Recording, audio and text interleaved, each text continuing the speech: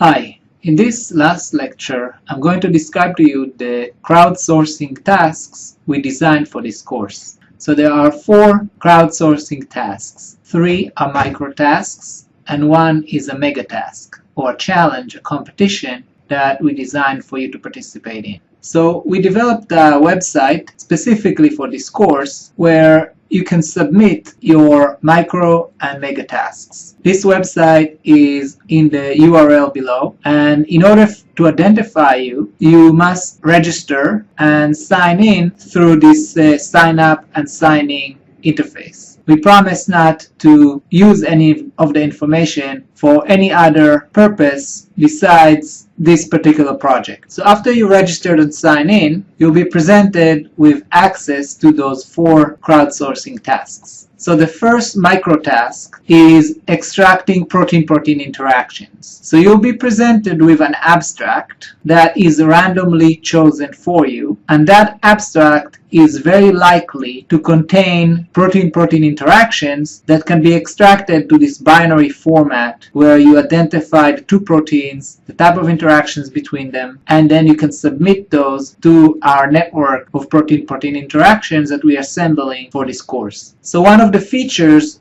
that we designed was that you will be presented with a random abstract, and within the abstract we highlight keywords that potentially will help you to identify the interactions. So every time we find a gene ID, that gene is highlighted. If there are terms that describe the types of interactions, those are highlighted, as well as the effect of the interactions. In most cases, you do not know the influence of the source and the targets, and in this case it doesn't matter which would be listed as protein 1, protein 2, and typically the type of interaction would be binding and the effect would be neutral. If you don't like the abstract that you received, you can just click on the Get PubMed ID to get another abstract. Once you figure out the binary interactions from the abstract, you can enter the gene IDs into those 2 forms. Make sure you are entering valid entrance gene symbol IDs, so those proteins can be easily mapped to other databases and the proteins that were extracted by other users. So in this example, I extracted an interactions between the angiotensin receptor and PLC gamma 1, and I designate that interaction as a positive, and it's a binding interaction between the receptor and this enzyme, and the program automatically filled in the PubMed ID. The second microtask is very similar, but here we just focus on kinase-substrate interactions. So you're going to be presented with a PubMed abstract that will have highlighted keywords the same way, but now you're looking for a kinase and its substrate. And in some cases, it would be great to also extract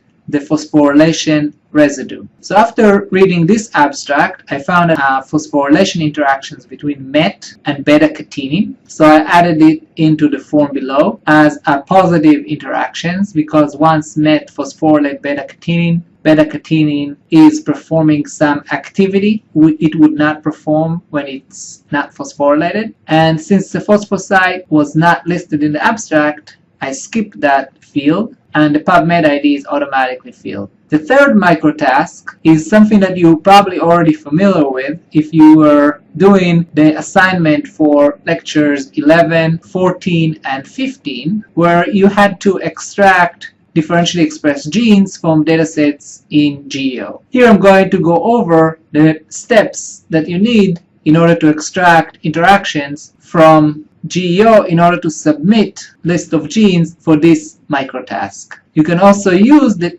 list of genes that you identified for assignments 11, 14, and 15 and directly submit those into this form for accomplishing this microtask assignment. So in order to participate in this microtask, first you need to go to GEO and type in a search term that could be a transcription factor, a kinase, or a drug. Here I typed in the name of the transcription factor CREB1. My result returned 1 study. I'm only interested in GEO datasets that were processed, and typically those have these hierarchical clustering diagrams next to the results items. So once I clicked on that particular study, I can identify all the samples that were profiled in this study. And from those samples, using this interface that allows you to select samples, I can identify individual data sets that I want to compare, and I have to pick 2 data sets that I want to find the differentially expressed genes from. So what I've done, I picked the wild type data set from lung, and I want to compare it to the mutant CREB control lung. So I have 3 repeats of each condition, and this will allow me to identify the differentially expressed genes from these 2 data sets. So the next step is to download the soft file, which is the second entry on the right from all those possible links. So I downloaded and extracted the soft file for this study. I also downloaded the soft parser script that is available as a part of this assignment. I opened the script in a text editor. My favorite text editor is called GVim, or Graphical VI Improved. You can get it from vim.org. So I opened the text file, and then I edited the Python soft parser script last line in the file. And that last line calls the function parseSoft. The first parameter to the function is the actual name of the soft file, and then the list of the control samples, and then the list of the CREB mutant samples. And then once I changed that line with those numbers, I saved the file and I closed it. I then put the soft file and the Python script in the same directory. This is my parent Cygwin directory, and if you are working on Windows, you may be interested in downloading and installing Cygwin. Make sure you also install Python, and you're also going to need NumPy and SciPy in order for this soft parser Python script to work. The first time I tried to run the script, it complained that it could not convert the string null to a float. So when I opened the soft file, the GDS3660 soft file, I found out that at the bottom of the file there are several rows that have gene expression level of null. So I just deleted those few lines from the file, and that fixed the problem. So now I ran the script. The script automatically decided to use a cutoff of 0.01